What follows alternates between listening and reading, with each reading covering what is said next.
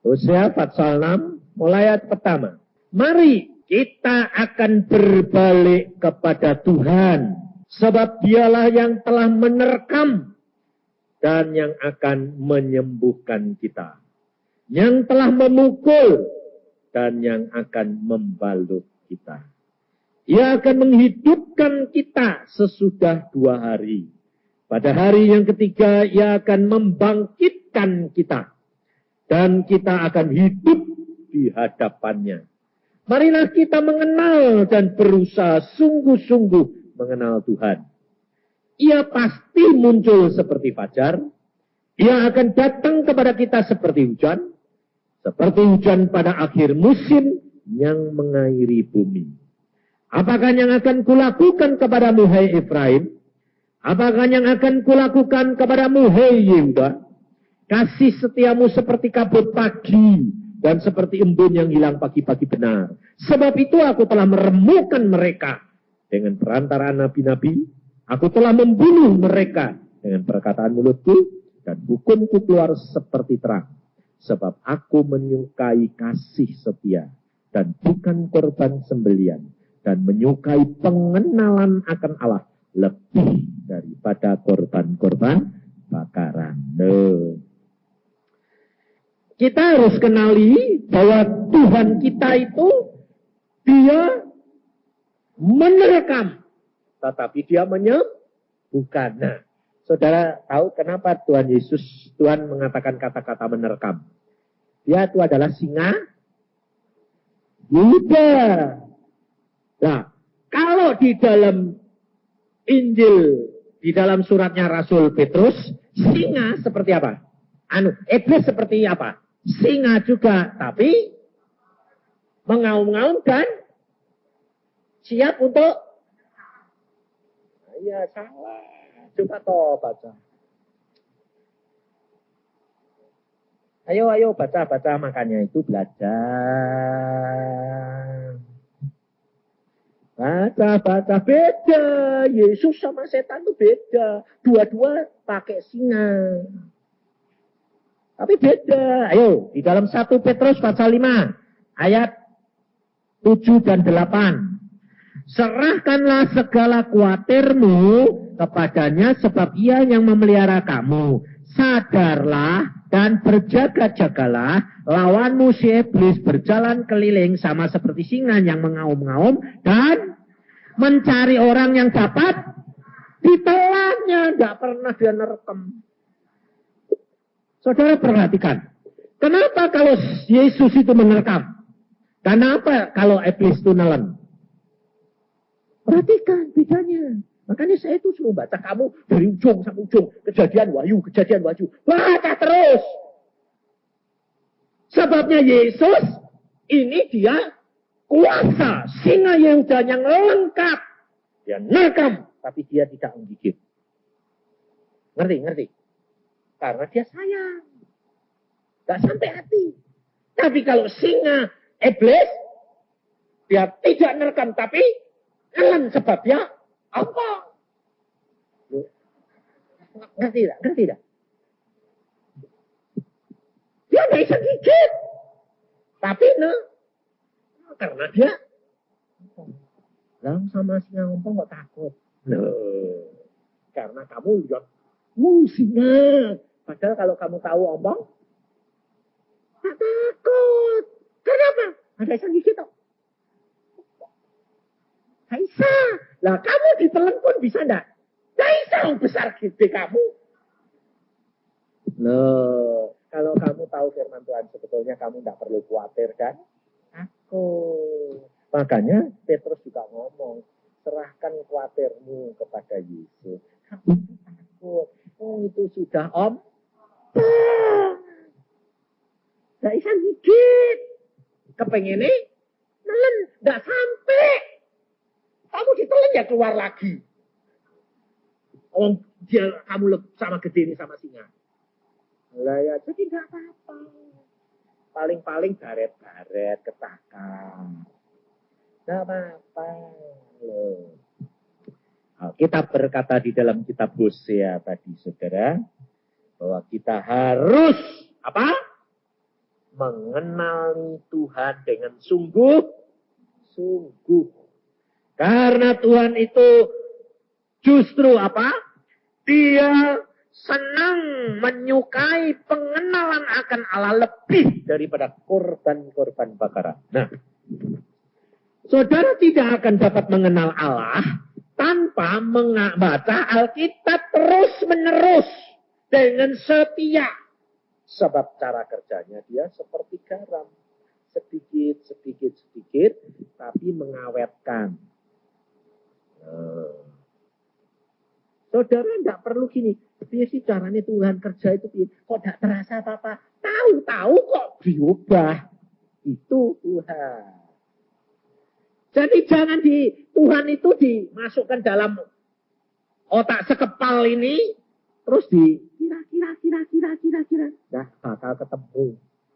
Saudara melangkah saja. Nanti sampai dengan sendirinya. Bagaimana caranya? Tidak tahu. Yang aku tahu, Allahku pasti bertindak untuk aku. Jadi engkau tidak perlu takut, tidak perlu banyak.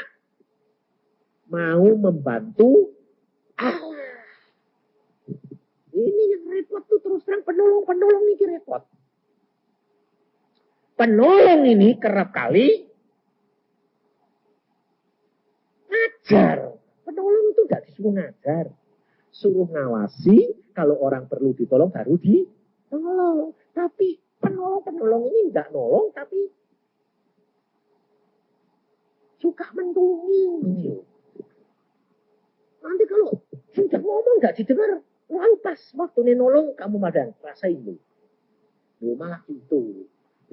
Ini enggak boleh. Saudara ini disuruh nolong. Nolong itu jadi apa? Pasang mata, pasang telinga. Loh, saudara ini tahu dah, rumah tanggamu itu tergantung kamu. Makanya saya bilang, perempuan itu harusnya mengucap syukur. Kenapa? Karena Tuhan angkat dia penolong. Karena zaman sekarang, akhir zaman ini, penolong yang pegang peranan Roh Kudus. Dan engkau itu sudah diajar Tuhan, Roh Kudus itu disebut penolong.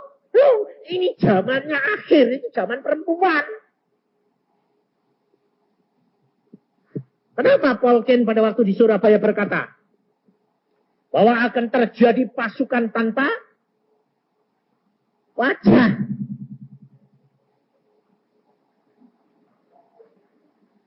Pasukan tanpa wajah. Gak kelihatan loh. Rumah tangga itu, kepala rumah tangga siapa? Suami. Istri. Dianggap gak? Enggak. Justru itu yang pegang peranan. Tapi saudara bilang, apa? Aku kan cuma di belakang layar. Itu justru. Baca Quran hari ini enggak? Wanita terkuat di Asia. Dia bilang apa? Aku sih di belakang layar. Itu justru kuncinya. Nanti muncul dewek. Lalu kalau suami sampai hebat, lalu bilang apa? Lalu suaminya dipuji. Wah Pak, hebat ya Pak. Suaminya diam-diam bilang apa? Ini loh. Betulnya yang pegang kunci itu apa? Istriku. Saya itu terus terang, saya ini jujur. Saya bisa jadi pengkhotbah. Saya bisa sekarang orang lihat bilang, ya Pak Yusak berubah. Saya bilang apa? Hasil karya siapa?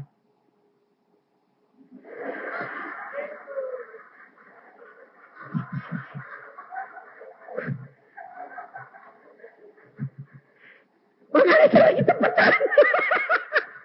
Karyanya Yesus. Tetapi loh, Yesus berkarya karena hatinya tidak tahan melihat tang air mata istriku 13 tahun. Ya betul saya. Saya makanya bilang hati Yesus itu tidak tahan melihat cucuran air mata. Sehingga dia harus bertindak karena ada seorang pendoa. Bapa akan menyelamatkan isi dunia ini karena Roh Kudus. Dan dia berkarya. Maka dari itu Roh Kudus diberikan kepada saudara dan saya di dalam hati. Penolong, penolong, penolong. Nah saudara ini sudah punya predikat. Saudara sudah punya julukan. Penolong. Tapi kok tidak belajar dari Roh Kudus. Ini saudara akan korupsi. Saya menikmati. Makanya saya ngakui di depan orang-orang. Saya bilang saya diubahkan Tuhan. Tuhan berkarya dalam hidup saya. Karena ada pendoa. Ada penolong yang selalu berdoa. Sebab istri saya itu kalau saya marah. Kalau saya sudah has gitu tak. Cuma ngomong has gitu tak. Terus dia langsung air matanya yang keluar. Gak sekejap gak ngomong. Cuma meleleh. Lu kok meleleh? Saya bilang. Udah. Diam. Udah masuk. Udah gitu. Aku bilang gitu. Coba dia bilang. Lah ya. Aku ini masuk baik kok. Kamu kok salah ngerti loh. Tapi dengan air mata begitu hati ini disiram. Saudara Tuhan, ini hatiku sekarang kok kayak hatimu. Lihat air mata sedikit kok maces gitu. Nah iya, itu. Makanya coba ini loh keisha kelas.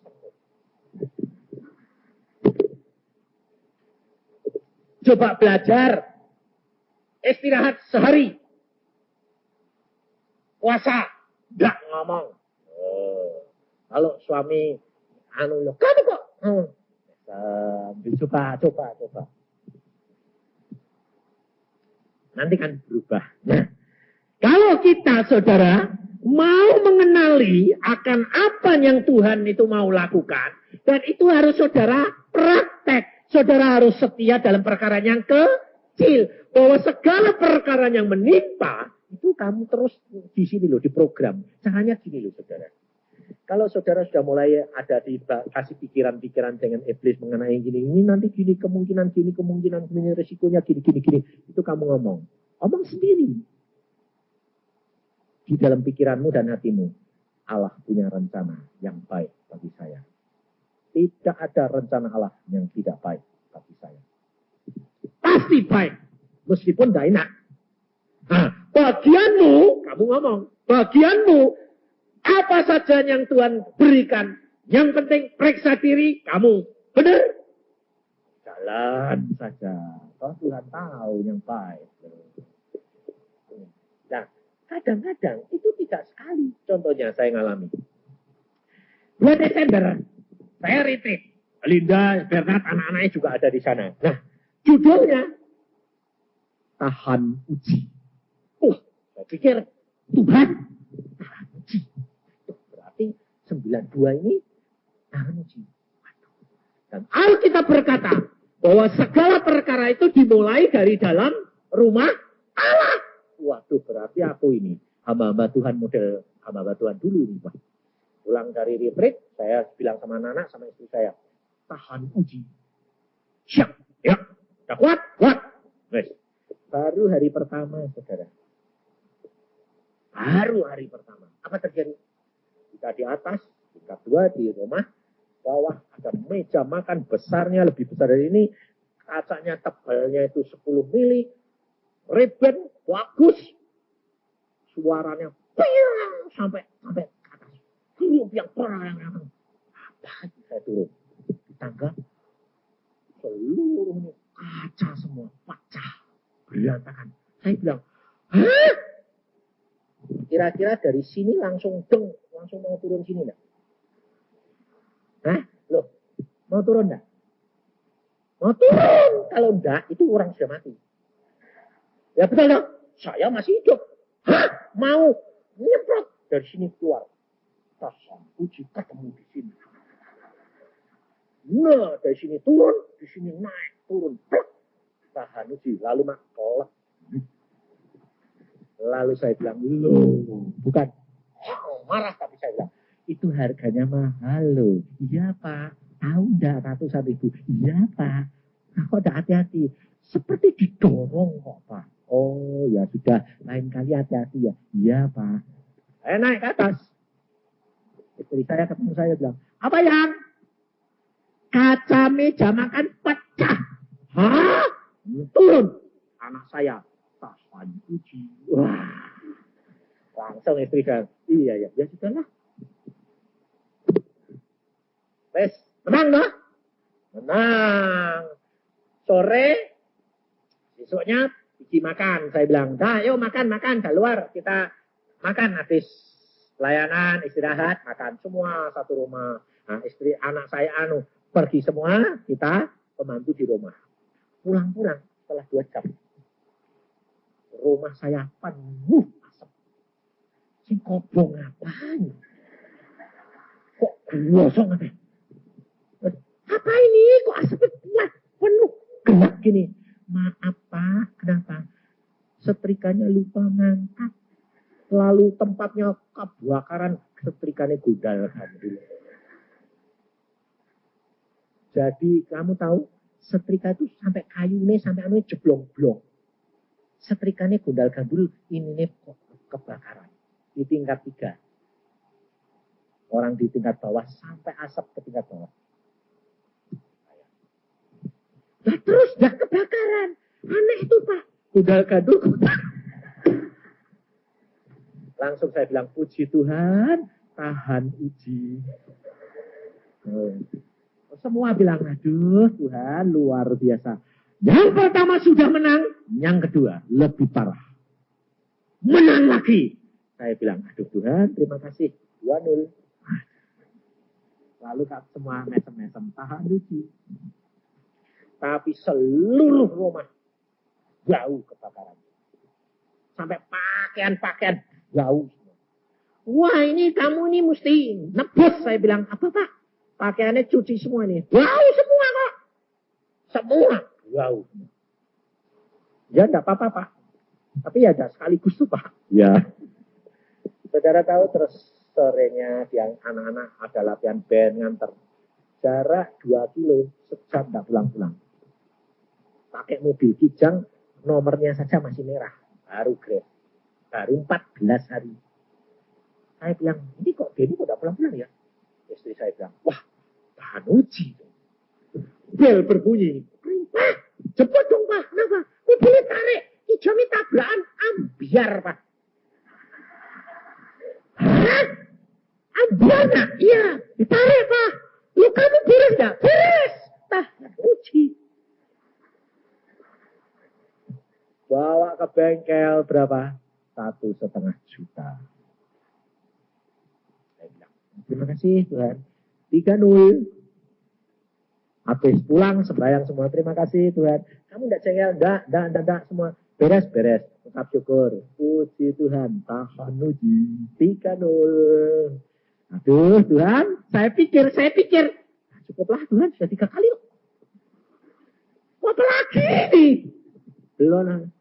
Besok pagi-pagi, saya tuh kalau pagi sama istri keluar di depan tuh ada kolam.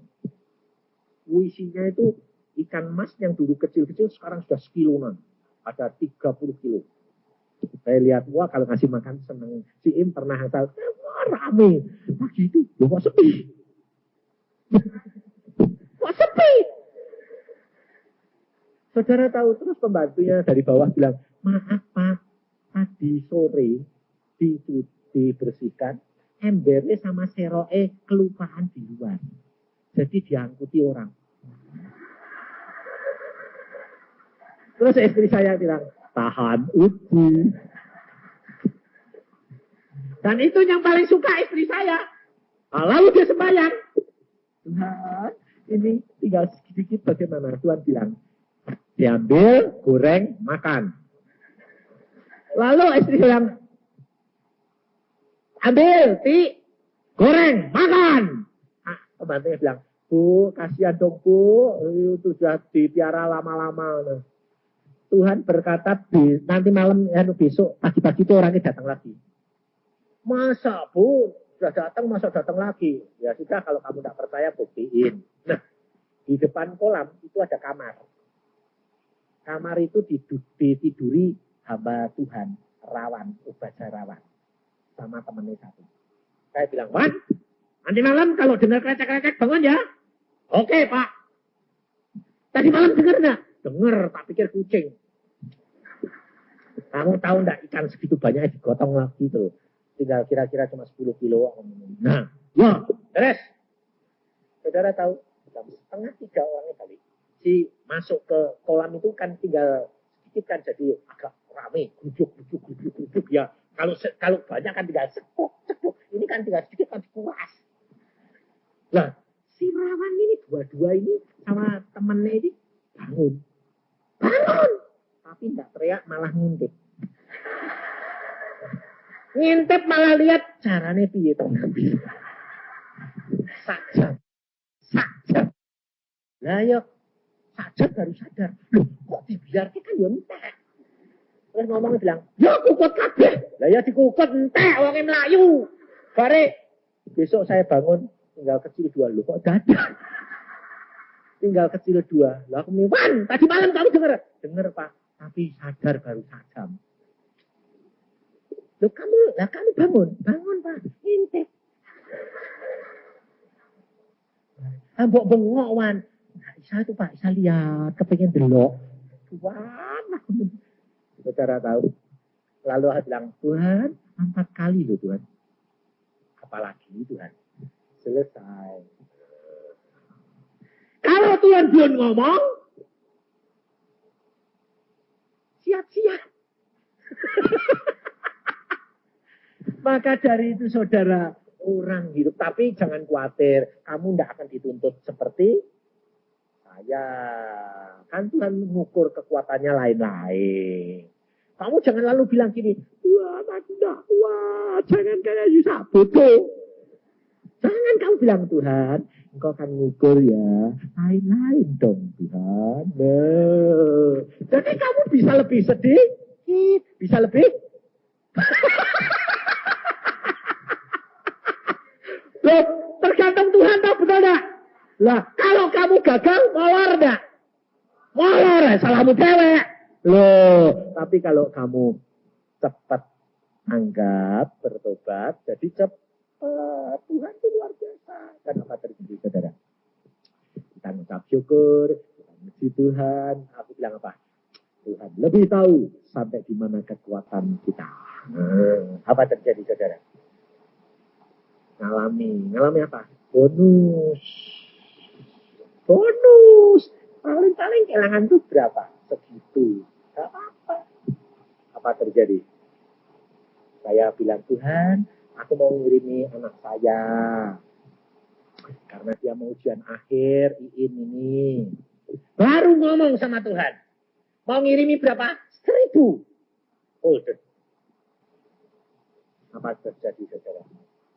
Baru ngomong besoknya, istri saya telepon Iin, uangmu bagaimana? Apa mau kirim? Oh, Bapak tidak usah kirim, Mah. Kenapa? Tuhan tuh luar biasa. Kenapa? Ada orang, Mah, dari Indonesia datang pergi ke Paris, Amsterdam, ke LA. Di Paris ngomong, anak Yusa. Dia bilang, ini anak Yusa ada. Oh, situ kan anak Yusa. Lalu dia ingat anak saya itu ada di Delft, di Belanda. Oh, anak Yusa suruh berkati Tuhan. Ya. Kita tahu, dia dah tahu alamatnya, dah tahu namanya, dah tahu teleponnya.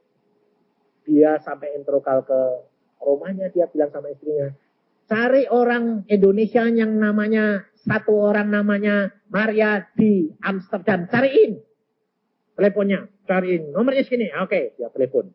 Kamu cari anak Yusa di Delft. Alamatnya mana, namanya apa, teleponnya nomor berapa. Selesai. Dicariin, ketemu. Dia terbang ke Amsterdam. Ini namanya In. Alamatnya ini, teleponnya. Telepon sama dia. In ini. Ya, Om. Siapa Om? Aku dari Jakarta mau pergi ke LA, tidak ada waktu. Kamu bisa enggak mampir sekarang? Maaf Om, saya baru mau sekolah ujian, tidak bisa Om. Pulang dari ujian, mampir, ambil, berkat. Buat siapa Om? Kamu dibiayai siapa? Papa. Ya sudah, ambil. Bilang saja dari Papa. Nanti saya titipin, sebab saya harus terbang ke LA. Jadi itu uang dititipin. Berapa? 2.000 US dollar. Saya mau ngasih cuma 1.000 gulden, dapat dia berapa? 4.000 golden. Alah. Jadi kalau diuji sebentar itu dapatnya apa? Bonus.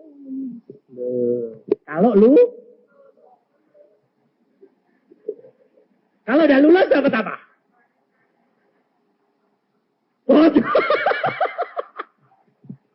Maka dari itu saudara, kalau Allah mau melakukan segala sesuatu kepadamu, itu bukan tidak kasih. Kalau dia menerkam, dia yang menyembuhkan. Kalau dia memukul, dia yang membeban. Loh. Kau harus tanam. Allah tidak pernah berbuat sesuatu yang tanpa masuk ke tujuan. Selalu baik. Nah, kita lihat di dalam Kejadian pasal yang ke-22. Apa yang Tuhan pesankan kepada kita dan kita alami. Kejadian 22. Setelah semuanya ayat pertama, setelah semuanya itu Allah mencoba Abraham. Saudara perhatikan. Di sini sebetulnya bukan mencoba, menguji. Setelah semuanya itu Allah menguji Abraham. Nah, setelah apa ini? Setelah Allah menyatakan kegenapan janjinya bahwa Abraham akan mempunyai seorang anak laki-laki, Ishak. Nah, jadi saudara perhatikan, kalau Allah menjanjikan segala sesuatu dan itu sudah digenapi, Allah selalu uji. Untuk apa? Untuk ditingkatkan lebih tinggi lagi. Loh. Jadi kalau saudara sudah digenapi, jangan lalu bingung. Loh kok ada ujian lagi? Jangan bingung. Karena Tuhan itu sayang. Loh. Lalu di sini katakan, ia berfirman kepadanya, Abraham. Lalu sautnya, ya Tuhan. Firmannya, ambillah anakmu yang tunggal itu yang kau kasihi. Ya ini Ishak. Pergilah ke tanah Moria dan persembahkanlah dia di sana sebagai korban bakaran pada salah satu gunung yang akan kukatakan kepadamu. Keesokan harinya pagi-pagi bangunlah Abraham. Yang memasang pelana keledainya dan memanggil 2 orang bujangnya beserta Ishak anaknya. Ia membelah juga kayu untuk korban bakaran itu. Lalu berangkatlah ia dan pergi ke tempat yang dikatakan Allah kepadanya. Perhatikan. Kalau Abraham ragu-ragu, Abraham tidak akan mengalami peningkatan.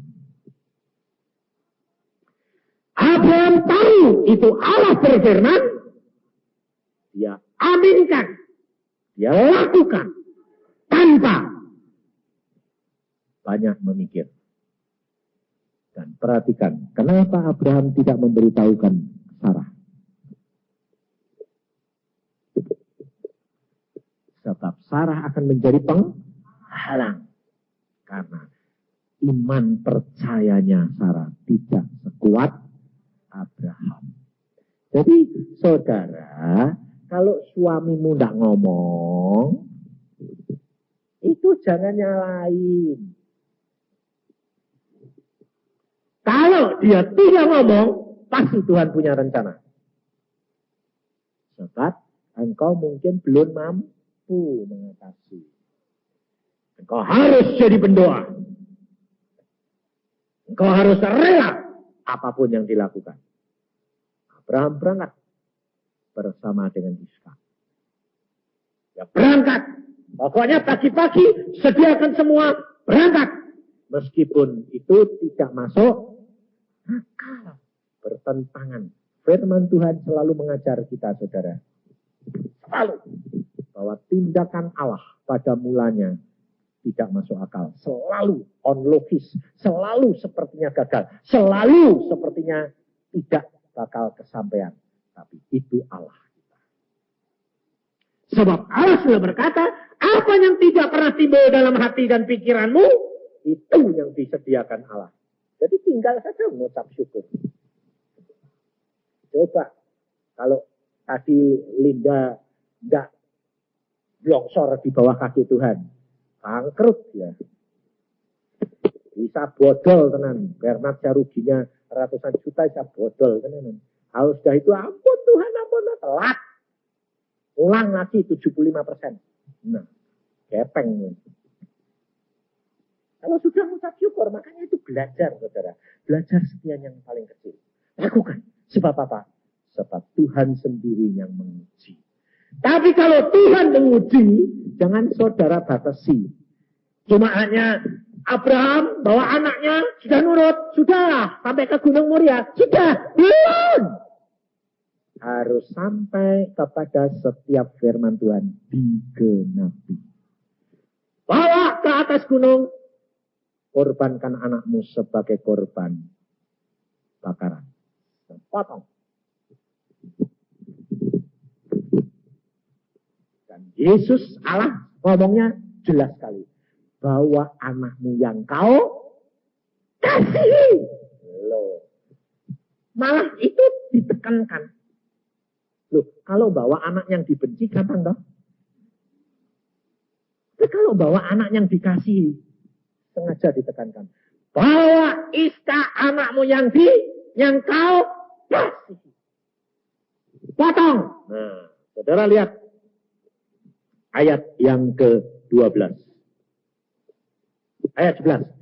Tetapi berserulah malaikat Tuhan dari langit kepadanya, Abraham, Abraham. Sautnya, ya Tuhan. Lalu ia berfirman, jangan bunuh anak itu. Jangan kau apa-apakan dia. Sebab telah ku ketahui sekarang bahwa engkau takut akan Allah. Dan engkau tidak segan-segan untuk menyerahkan anakmu yang tinggal kepadaku. Bertentangan enggak ayat ini sama yang pertama? Bertentangan. Yang pertama berkata, bawa anakmu, korbankan, sembelih, bakar. Yang di sini bilang, jangan bunuh. Karena aku tahu sekarang. Oh, kenapa di sini dikatakan? Telah ku ketahui sekarang. Berarti sebelumnya itu Allah sudah tahu apa belum? Sudah. Tapi kenapa dia bilang, baru aku tahu sekarang? Allah minta bukti. Iman tanpa perbuatan, nol, mati. Jadi bukan Allah itu tidak tahu.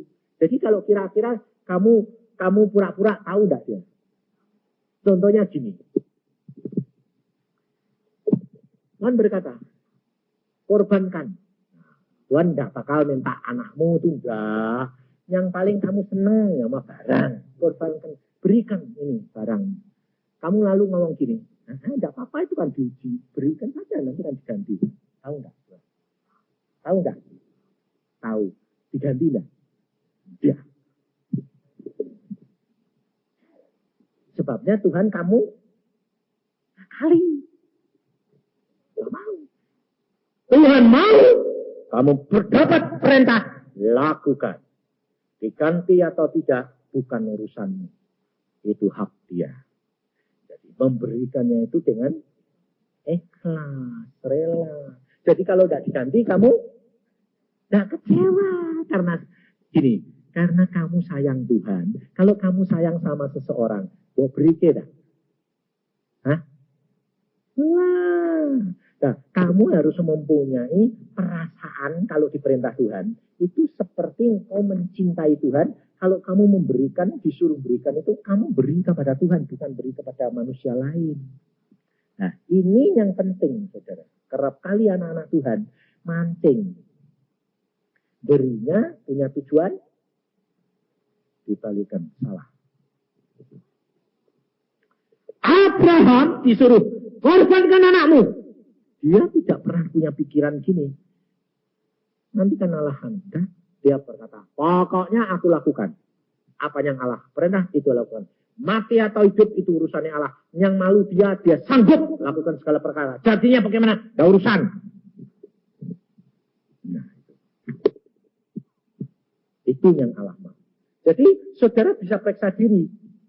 Kalau engkau disuruh memberikan atau mengorbankan, saudara bisa memeriksa diri. Engkau itu rela atau mancing. Itu kamu yang tahu. Kalau engkau mancing, cepat kamu bertobat.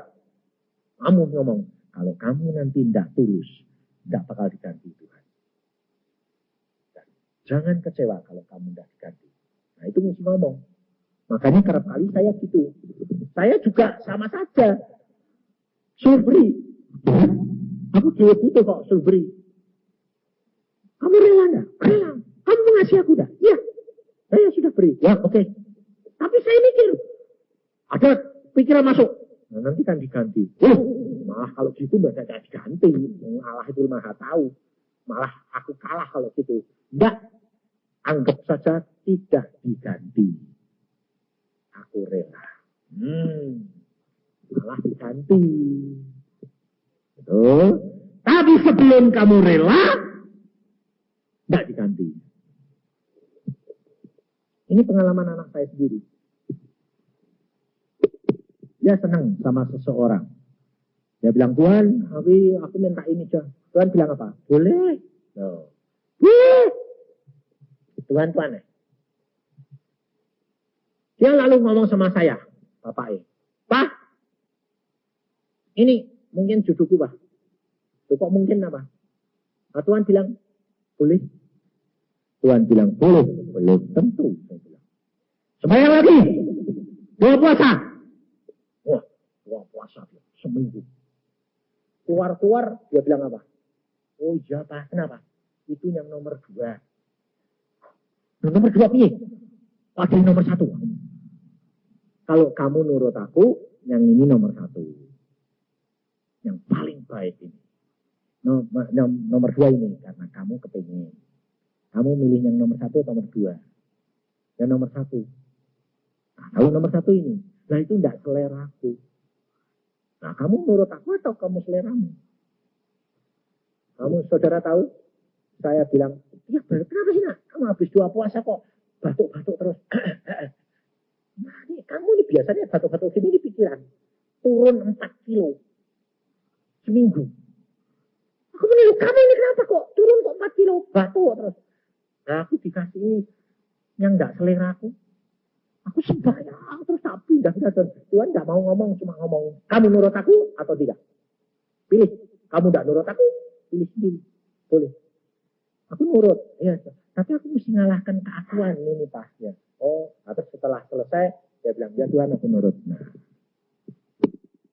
itu caranya saya bilang. Jadi ada pergumulan, ada perjuangan untuk mengalahkan keakuan ini, saudara. Abraham juga ngalami. Jangan saudara kira kalau dia bawa anaknya, lalu jalan naik ke atas gunung, itu dengan ketawa-ketawa. Tidak apa-apa, anakku bakal tak pateni. Enak. Bayangin.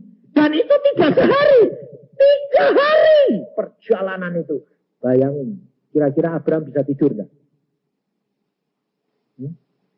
Tidak bisa.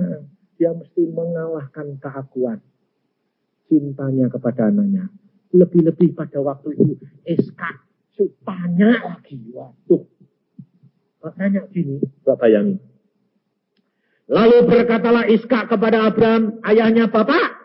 Saud Abraham, ya anakku, bertanyalah, di sini sudah ada api dan kayu, tetapi di manakah anak domba untuk korban bakaran itu? Saud Abraham, Allah yang akan menyediakan anak domba untuk korban bakaran baginya, anakku. Bayangin. Karena Allah yang menyediakan, dia bohong. Enggak. Karena Allah sudah ngomong, anakmu yang harus dikorbankan. Jadi dia berkata, Allah yang akan menyediakan. Karena dia yang memerintah dan Allah yang memberi. Tetapi apa terjadi, saudara? Mengapa Allah biarkan Abraham diuji? Ayat 11. Aku bersumpah demi diriku sendiri. Demikianlah firman Tuhan. Karena engkau telah berbuat demikian dan engkau tidak segan-segan untuk menyerahkan anakmu yang tunggal kepadaku, maka aku akan memberkati engkau berlimpah-limpah dan membuat keturunanmu sangat banyak seperti bintang di langit dan seperti pasir di tepi laut, dan keturunanmu itu akan menduduki kota-kota musuhnya. Oleh keturunanmu lah semua bangsa di bumi akan mendapat berkat, karena engkau mendengarkan firman-Ku. Coba saudara, balasan Allah itu berapa kali lipat? Berlimpah-limpah, berlipat-lipat. Satu dikorbankan, seluruh isi dunia mendapat berkat karena Abraham. Kalau saudara dan saya di dalam rumah tanggamu, engkau satu. Kalau Abraham satu saja isi dunia, kamu cukup buat serumah. Cukup untuk family. Satu saja. Cukup. Maka dari itu saudara, engkau dipilih oleh Allah menjadi apa? Pengawas. Menjadi tiang-tiang rumah tangga dan family. Tapi engkau harus belajar dari apa? Roh Kudus. Karena Roh Kudus adalah seorang penolong. Allah penolong. Maka baca kitab Yohanes dan pelajari sifat perangai dan tindakan Roh Kudus. Ia mengingatkan akan firman Allah. Berarti saudara dan saya harus menjadi pembaca firman. Ia mengingatkan firman Allah. Apanya Yesus pernah katakan. Dia mengajar. Dia mengarahkan. Dia akan memberitahukan apa yang akan terjadi. Itu tugasnya, saudara. Kau harus mengajar anak-anakmu. Tapi bukan mukulin. Ngajar. Mendidik. Mengarahkan. Kalau terhadap suami, kamu harus memuliakan firman. Roh Kudus memuliakan Yesus. Memuliakan kepala. Jadi kamu penolong. Memuliakan siapa? Yesus. Di dalam dunia, suami. Jadi menghormati suami. Oh. Penolong itu cuma ngawasi toh. Lihat. Suaminya mau apa? Diemin. Doa Tuhan, tugasku apa? Ngawasi. Tuhan diem ya diem. Nanti kalau mau kecemplung, dia bilang, cepat pegang. Jadi jangan, sini. Tuhan tidak suruh kamu ngomong.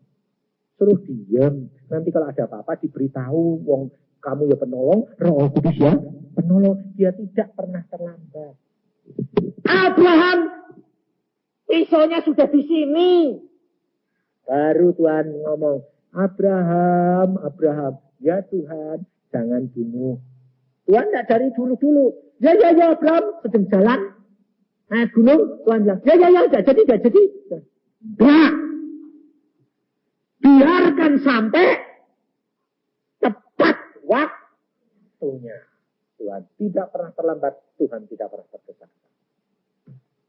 Asal engkau berjaga dan berdoa. Ini yang sulit. Sembahyang.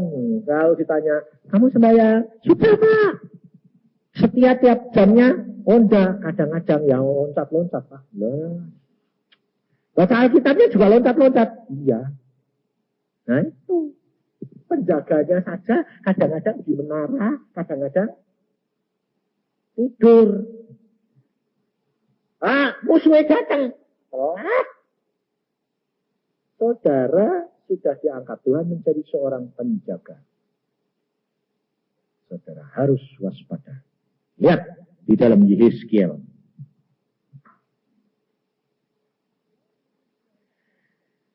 Di dalam Yehezkiel pasal 33.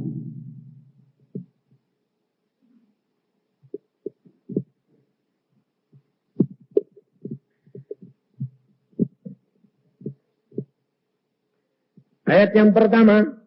Lalu datanglah firman Tuhan kepadaku, hai anak manusia, berbicaralah kepada teman-temanmu sebangsa, dan katakanlah kepada mereka, kalau aku mendatangkan pedang atas sesuatu negeri, dan bangsa negeri itu mengambil seorang dari antara mereka, dan menetapkan dia menjadi penjaganya, dan penjaga ini melihat pedang itu datang atas negerinya, lalu meniup sangkakala untuk memperingatkan bangsanya. Kalau ada seorang yang memang mendengar suara sangkakala itu, tetapi ia tidak mau diperingatkan, sehingga sesudah pedang itu datang, ia dihabiskan, darahnya tertimpa kepadanya sendiri. Ia mendengar suara sangkakala, tetapi ia tidak mau diperingatkan, darahnya tertimpa kepadanya sendiri. Kalau ia mau diperingatkan, ia menyelamatkan nyawanya. Sebaliknya penjaga yang melihat pedang itu datang, tetapi tidak meniup sangkakala, dan bangsanya tidak mendapat peringatan, sehingga sesudah pedang itu datang, seorang dari antara mereka dihabiskan, orang itu dihabiskan dalam kesalahannya. Tetapi aku akan menuntut pertanggungan jawab atas nyawanya dari penjaga itu. Dan engkau, anak manusia, aku menetapkan engkau menjadi penjaga bagi kaum Israel. Saudara perhatikan. Penolong itu sebetulnya penjaga. Hah? Iya. Penolong itu penjaga. Makanya Roh Kudus diturunkan supaya kita menjadi berjaga-jaga bersama dengan Roh Kudus. Karena Roh Kudus yang tahu apa yang akan terjadi. Saudara-saudara adalah penjaga rumah tangga. Saudara perhatikan. Engkau bertanggung jawab untuk seluruh keluargamu. Tapi, kalau nanti seluruh keluargamu selamat, penjaganya upahnya berapa? Lebih banyak daripada yang dijaga atau lebih sedikit? Lebih banyak. Ini kerap kali orang-orang perempuan ini lupa. Makanya saya bilang, di sana tuh nanti, yang pangkatnya gede-gede itu banyak perempuan. Karena apa? Justru penjaga-penjaga yang punya mahkota banyak. Makanya ada anak Tuhan dari Hongkong yang dilihatkan dibawa ke surga itu. Dia lihat hamba Tuhan. Ya Tuhan ini kan hamba Tuhan penginjil itu. Nah, kok tidak pakai mahkota Tuhan? Iya, dia kehilangan mahkota. Karena apa? Dia pada waktu menginjil menderita lalu kecewa. Akhirnya aku bawa pulang daripada nanti terhilang jiwanya. Dia kehilangan mahkota. Padahal dia menobatkan orang banyak. Loh, itu Pak itu. Orang tua itu kan dulu pendoanya penginjil itu. Lah kok mahkotanya banyak Tuhan? Karena dia penjaganya. Dia setia. Dia berdoa. Tapi yang dijagain gak denger-dengeran. Dia harus nanggung akibatnya. Tapi penjaganya tetap dapat mahkota. Oh, jadi enak. Jadi penjaga ya Tuhan. Iya. Karena penjaga itu di atas lihat mau memperingatkan. Apa? Pedang datang. Gak nyumput. Kena kowe. Nah, kalau sudah gitu, ya rasain. Bopeng kowe. Hidup kekristenanmu ini luar biasa. Maka dari itu ucapkan syukur karena Allah itu sedang merencanakan dalam keluargamu. Karena Allah sangat menyayangi engkau. Kenapa? Karena Allah sudah menetapkan engkau sebagai penjaga-penjaga Israel. Pada waktunya nanti saudara bilang, puji Tuhan, aku bisa melihat semua hasil ini. Karya Tuhan, luar biasa. Sementara di dalam perjalanan saudara masih jauh dari menyenangkan. Tapi akhirnya engkau akan mengucap syukur. Dan tidak lebih bilang, Tuhan itu karyamu. Engkau baik, sangat baik, amat baik, luar biasa Allah. Saya itu tiap hari saudara, tidak ada lain kecuali Tuhan, terima kasih engkau amat baik, sangat baik. Tidak ada yang saya dapat katakan. Tidak banyak yang saya dapat ucapkan kecuali engkau baik. Engkau baik. Luar biasa baik. Rencanamu indah semuanya. Memang sakit. Memang sementara berjalan tidak enak. Tapi Yesus sudah berkata, kuk yang kupasang itu enak dan ringan. Jadi meskipun tidak enak, tapi itu paling enak daripada yang tidak enak. Paling ringan daripada yang berat. Ya cukup berat, tapi dibandingkan yang berat, paling ringan. Jadi ucap syukur. Sebabnya apa? Kalau kamu tidak kuat, selesai tugasnya Tuhan. Selama masih kuat, potong terus. Nah, jadi kalau kamu lihat suamimu ini jengkelin terus, wah ini berarti ini masih kuat, ini udah beres ini. Jangan kamu nuduh suamimu. Kalau kamu sampai sudah cuma bisa, orang kalau sudah kehabisan mikir, kehabisan ngomong, yang keluar apa? Air mata tok. Diem, redes terus. Ya, itu sudah. Kemudian Tuhan yang bertindak. Maka dari itu sadari diri. Kau akan melihat kemuliaan Allah demi kemuliaan Allah dinyatakan. Dan kamu akan menuai. Alkitab berkata apa? Yang menanam dengan air mata. Tapi dia akan pulang dengan sorak-sorai. Waktunya akan tiba, saudara. Jadi sementara ini kamu sedang nanam, jangan ngomel. Dengan air mata, ya, wes Tuhan, tak tanam. Suamiku model kayak apa, ben, tak tanam ini. Sedang nanam. Tapi firman Tuhan berkata, aku akan menuai dengan sorak-sorai. Itu yang harus diaminkan. Jangan ngomel. Tak bakal selesai. Tapi hanya dengan duduk diam di bawah kaki Tuhan. Tuhan berkata apa?